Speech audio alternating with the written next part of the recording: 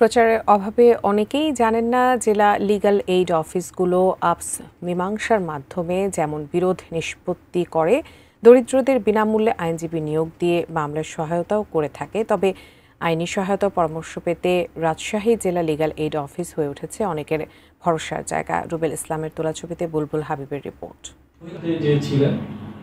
রাজশাহী নগরীর বিনোদপুর এলাকার ইয়াসিন আলী টিটু যখন মায়ের গর্ভে, তখন তার বাবা মায়ের বিবাহ বিচ্ছেদ ঘটে। আরেকজনের সাথে বিয়ে হয় মায়ের। জন্মদাতা পিতা অভিভাবকত্ব স্বীকার না করায় একরকম এতিম অবস্থায় বড় হন টিটু।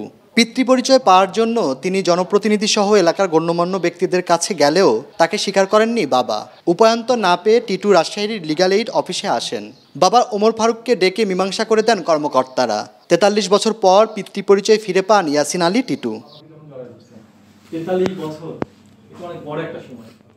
পিতৃ পরিচয় দিচ্ছিল না, এখন জজ সাহেবের মাধ্যমে পিতৃ পরিচয় পাইলাম। যে এই বিচার পায়ে আমি খুবই খুশি।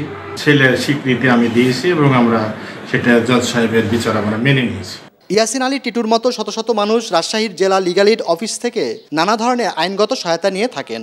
বিয়ের পরে কিছু সমস্যা ছিল, সেই সমস্যা নিয়ে আসছি এবং আল্লাহর মধ্যে এখান থেকে আমি ভালো সুযোগ সুবিধা পেয়েছি। এখানে আসলে কোনো পয়সা করিও লাগে না, আবার কোনো উকিলকেও যে ধরতে হয় এমনও নয়। সাধারণত এখানে যে মামলাগুলো করছে পারিবারিক ফ্যামিলি কোর্ট রিলেটেড যে মামলাগুলো, এই মামলাটাই বেশি করি। তার পাশাপাশি আমাদের মাদকের মামলা আছে, ফৌজদারি যে মামলাগুলো আছে সেগুলো করা হয়।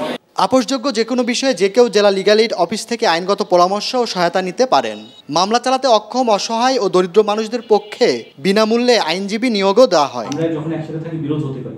প্রতিষ্ঠার পর থেকে এ পর্যন্ত রাজশাহী লিগ্যাল এইড অফিস থেকে ১৬,১২৪টি মামলায় সহায়তা দেওয়া হয়েছে। লিগ্যাল এইড অফিসে সমস্ত ধরনের সেবাই দেওয়া হয়, অর্থাৎ একটা মানুষকে আইনগত পরামর্শ, আইনগত সেবা, এমনকি মামলা দায়েরের জন্য আইনজীবী প্রদান করা হয়।